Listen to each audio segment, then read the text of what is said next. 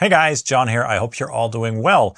In today's video, I'm going to show you guys how I mix my bass guitar tones, the heavy bass guitar tone basically. I've gotten some requests of you guys recently. You wanted me to do a tutorial on how I create my bass tones, so that's what we're going to do today. All right, so in Cubase, I have a session loaded up with some drums, some guitars and bass. And let's take a listen to the full mix, so with all the instruments together. Check it out.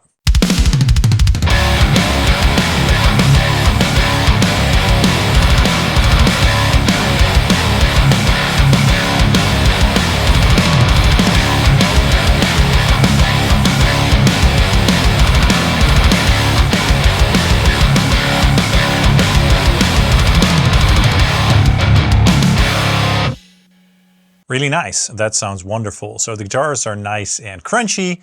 The bass is nice and thick with a really good mid-range roar as well. And of course, the drums are really punchy too. Now let's see what happens when I turn the bass guitar on and off during playback. Check it out.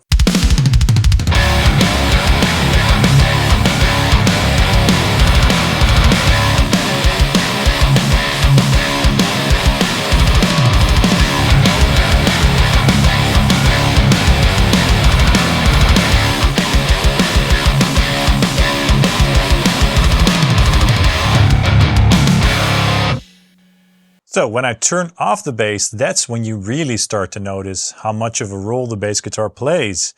Especially for the untrained ear, it might be a little bit difficult to hear the bass guitar in the context of the mix, but as soon as you turn it off, it's really clear, how much it fills up that mix. So before we focus on the bass guitar itself, let's take a quick listen to the guitars that I have going on here.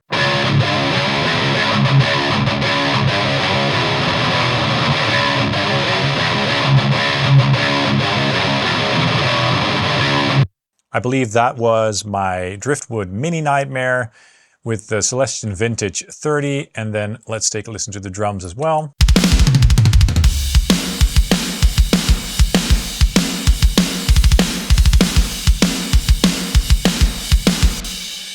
Nice and punchy. I love it.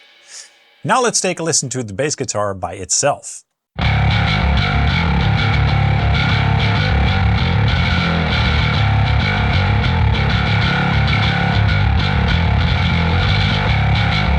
Sounds really nice, right? Has a thick bottom end and then the mid-range grind as well and a nice pick attack. So the bass guitar that I used there is my Ibanez BTB805 something. It's a really cool bass guitar, multi-skill and everything. I did a review on that. I love that thing so much. It sounds really good. And let's take a look at what I have going on there in terms of the signal chain. So there's not a whole lot going on. We have Helix Native by line 6, which is, what I use for the basic bass tone. And then we're doing some processing after that as well. Now I want to start with the amplifier, the amp model that I'm using. And of course, the things that I'm doing here, these principles can apply to another platform as well, or even to a real amplifier. I'm just using Helix Native by line 6, but you can use anything that you want, basically. Now I am using an Ampeg bass model here. These are the officially licensed models. And this is the SVT4 Pro. And I like this model a lot because there are some switches here that you can use to fine-tune the tone. And it sounds nice and thick. So for example, this ultra low switch, really changes the low end response, as well as the ultra high and bright switches over here. Let's take a quick moment to see what those do for the tone.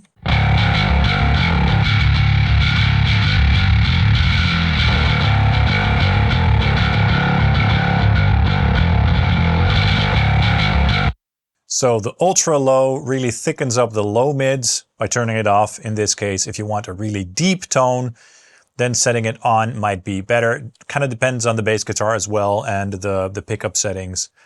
Ultra high just gives you a little bit more clarity. And then let's try bright as well.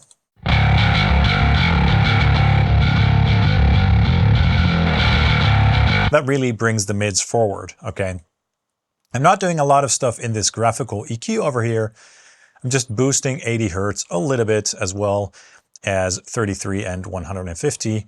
And then I'm very gently nudging some mids, but that's like really minimal, cutting a little bit of 8K. It's just some very subtle shaping.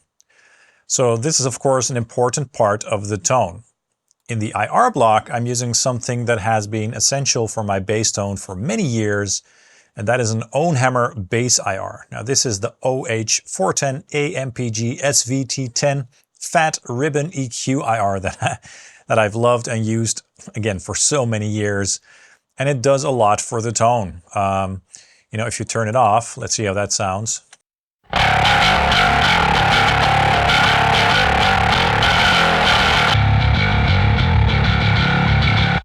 You know, so with it on, it sounds much more like a real bass amp tone, basically. Now, I am adding some drive up front, and I'm doing that in parallel, as you can see. I've tried different methods. You know, I've also tried the method of having two separate tracks, one for the low end and one for the distorted mids and stuff. And I found that this method just always works better for me. So a simple signal chain, but with the distortion pedal in parallel of the normal chain. Let me let you guys hear how it sounds with the pedal off.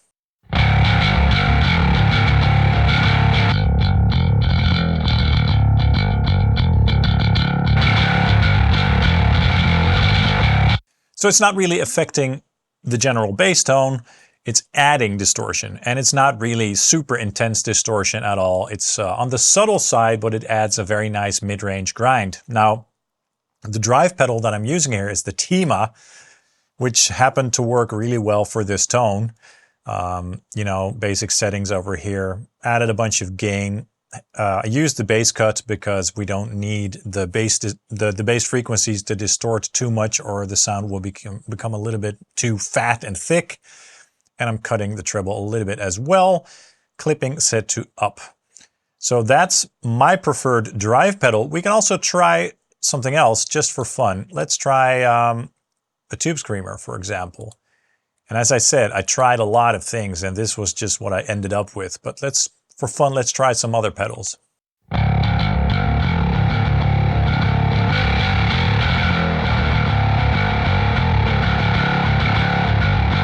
That also works. That's AB.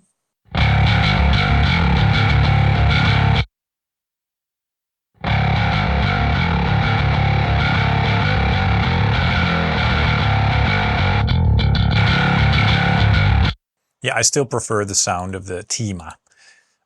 Let's try the Stupor OD.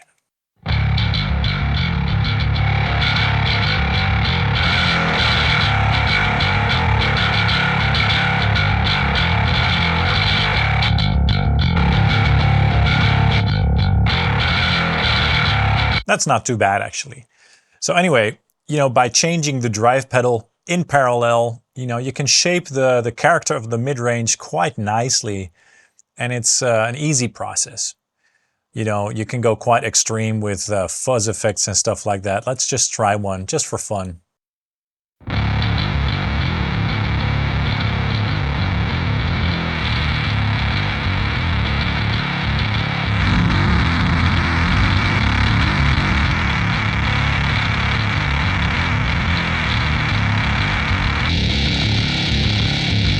Yeah, see, you can go really crazy here.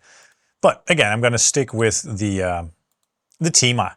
Now, what I do in my DAW, sometimes when I have like a clean section or something, I turn off the distortion, and I do that with automation, basically. So you can bypass the pedal or do it via the snapshots. I also have a compressor block, the tube compressor, the legacy tube compressor in the front of the chain to squish the signal of the bass guitar, basically evening out the dynamics of me playing the bass guitar, if that makes sense. And that is reducing some of the gain.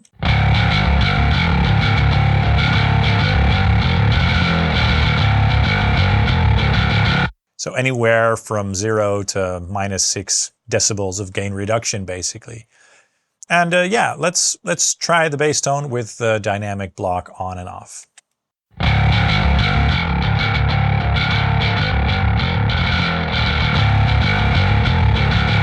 So that really thickens out the tone and adds sustain and makes everything more even sounding, right? All right, so that is the chain that I have going on in Helix Native. As you can see, very simple, 4 blocks, compressor up front, drive in parallel, which is optional, of course. Then the Ampeg SVT4 amp, and then in the IR block, that Ownhammer bass IR that I love so much. Now, of course, I am doing some processing. First in the chain, I have the virtual tape machine going on by Slate Digital, which adds some nice warmth. Let's try that on and off.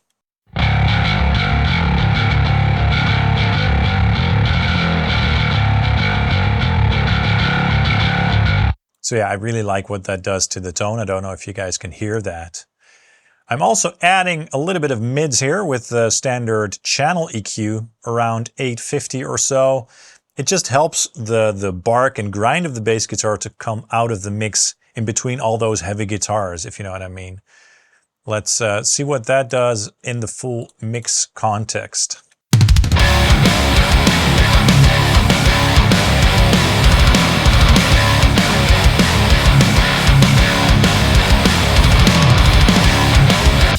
So yeah, that helps the bass guitar to poke out of the mix a little bit more, but it's on the subtle side. You can go very extreme with this, obviously, especially if the bass tone isn't, you know, doing enough of that. But I think that the tone by itself already does that quite well.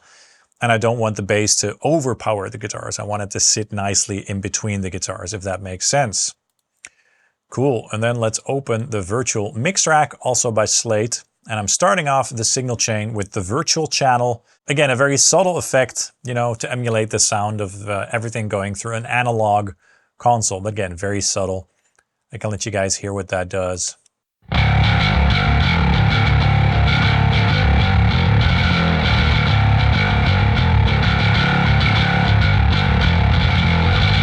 It adds some very nice analog sounding saturation, basically. Then we have an SSL EQ going on over here. This is probably my most used EQ, although I try to shy away from EQ as much as possible on guitars. You know, on guitars, I do use this filter quite often at 80 Hertz or so. Other than that, I try to avoid EQing guitars as much as possible. But I am, again, adding a little bit of mids here at around, let's see, 900 Hertz or so. Again, adding some of that bark and grind, okay? Let's take a listen.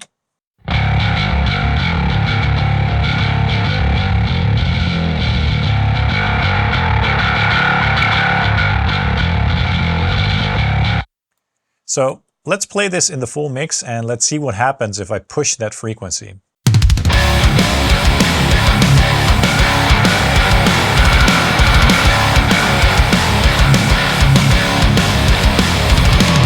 Yeah, so that's that nice and clangy frequency for the bass guitar.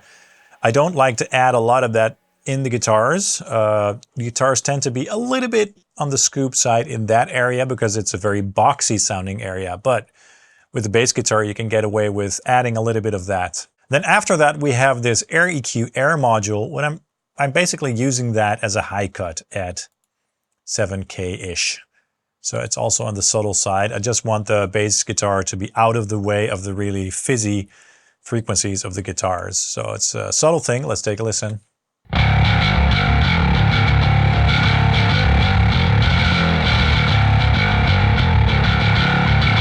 So again, a lot of the moves or EQ moves that I'm doing here are on the subtle side, okay? It's just shaping the tone ever so slightly so that the bass guitar fits the mix better. And then with these two compressors at the end of the chain, I'm squashing the dynamics of the bass guitar even further to even out the dynamics and to make sure that the bass is very steady across the entire song. So first up, I have the FG401. Let's take a listen to what that is doing. I have the attack set quite slow and the release to a medium setting.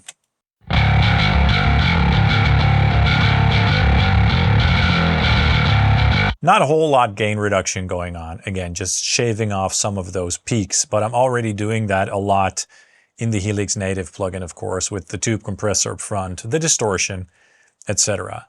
And then I'm using this over here, the Monster. I've tweaked a preset, the bass fattener preset, and I'm doing this in parallel again. So the mix is set to around 20%.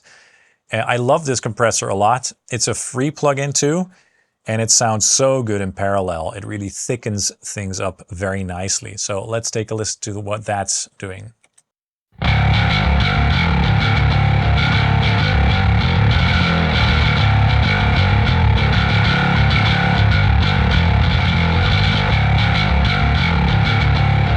Yeah, it makes it sound nice and fat, right? All right, so that's my bass tone, the bass tone that I use in all my videos, basically. It's just for fun. Before we quit, let's see how the bass DI sounds without any processing. It's not a bad bass DI sound, but if you ask me, it sounds much better with all the processing on.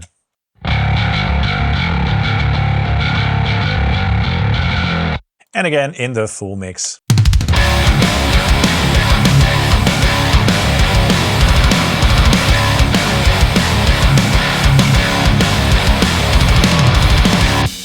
A wonderful bass tone. I love it a lot. Again, a simple setup, but a killer tone that works in the mix every single time. I hope you guys enjoyed this. If you guys enjoyed this video, please let me know by dropping a like and a subscribe, and let me know in the comments down below if you have any questions. And if you'd like to see any more mixing tutorials and stuff like that. If you want to support the channel, you can buy some of my IRs or captures in my web store, or buy something in my affiliate links for Thomann, Sweetwater, and Tube Amp Doctor. Thank you guys so much for watching, and I hope to see you soon. Cheers!